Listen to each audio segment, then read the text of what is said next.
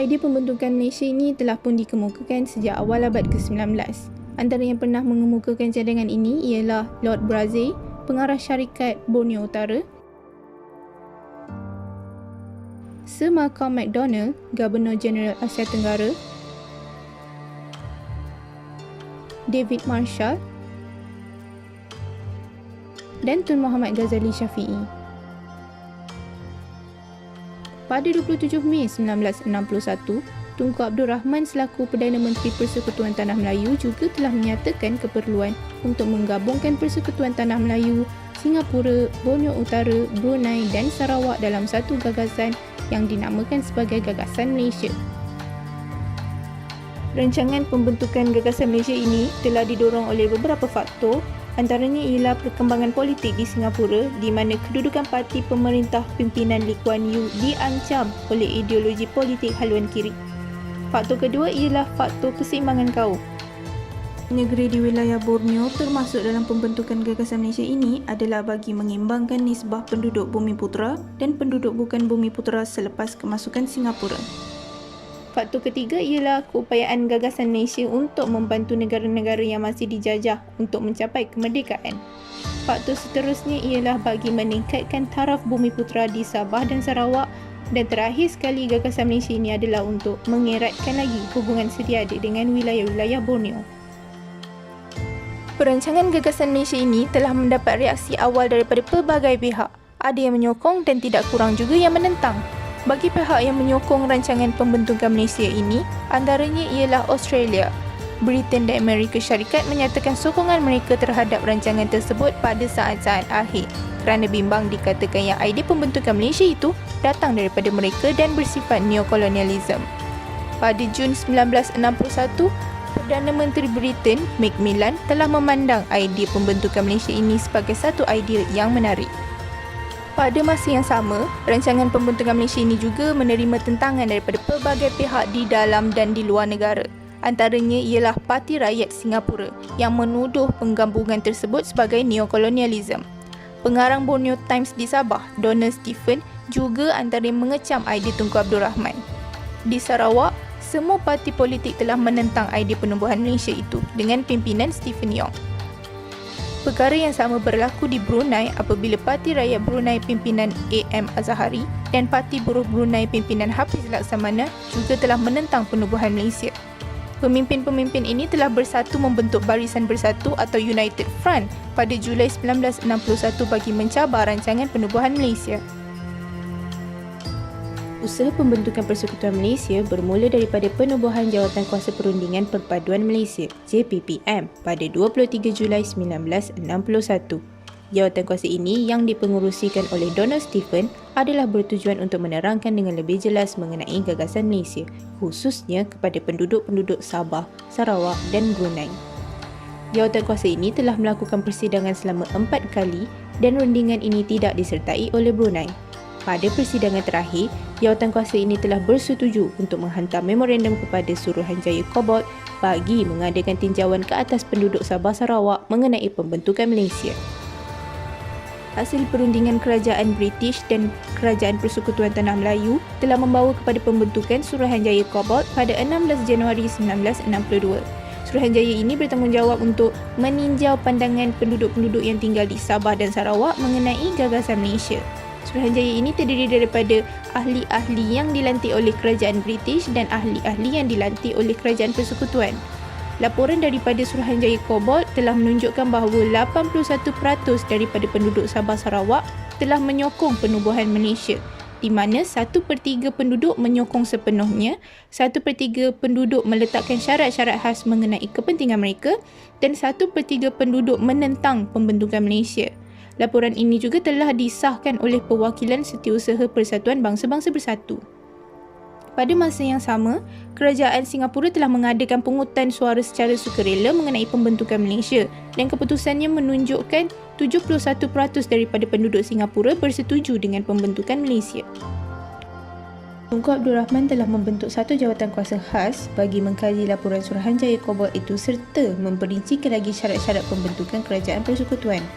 Dalam jawatankuasa ini, Pemimpin-pemimpin Parti Perikatan Sabah mahukan kepentingan rakyat Sabah dan tuntutan 20 perkara dipertimbangkan. Antara tuntutan tersebut ialah agama Islam diterima sebagai agama rasmi persekutuan tetapi tidak ada agama rasmi di Sabah. Bahasa Inggeris terus menjadi bahasa rasmi di Sabah di samping bahasa Melayu sebagai bahasa kebangsaan. Kuasa imigresen terletak di bawah kerajaan negeri. Sistem pendidikan sedia ada di Sabah dikekalkan serta perwakilan di parlimen hendaklah mengambil kira keluasan negeri di samping bilangan penduduk. Tunku Abdul Rahman dan Harold Macmillan telah bersepakat untuk mengadakan rundingan selama 2 minggu di London. Pada Julai 1963, wakil-wakil kerajaan British, Persekutuan Tanah Melayu, Sabah, Sarawak dan Singapura telah menandatangani perjanjian penubuhan Persekutuan Malaysia di Pejabat Perhubungan Commonwealth, London. Pada awalnya, penubuhan Persekutuan Malaysia ini dirancang pada 31 Ogos 1963 tetapi terpaksa ditangguhkan oleh Setiausaha Bangsa-Bangsa Bersatu. Hal ini kerana laporan hanya boleh disiapkan pada 14 September 1963 berikutan terdapat tentangan daripada pihak Indonesia. Pada 16 September 1963, negara Malaysia secara rasminya terbentuk. Sekali lagi, penubuhan Persekutuan Malaysia ini telah mengundang pelbagai reaksi daripada pihak di dalam dan di luar negara, antaranya daripada negara Brunei. Pada awalnya, kerajaan Brunei memang menyokong dan berminat untuk sertai gagasan Malaysia. Sultan Brunei sendiri, Sultan Omar Ali Sarifuddin nampak keupayaan gagasan Malaysia ini untuk memberikan perlindungan kepada negaranya yang kecil. Tetapi akhirnya menolak penggabungan tersebut disebabkan oleh 3 faktor. Pertama, menerima tentangan daripada rakyat yang diwakili oleh Parti Rakyat Brunei pimpinan A.M. Az-Zahari.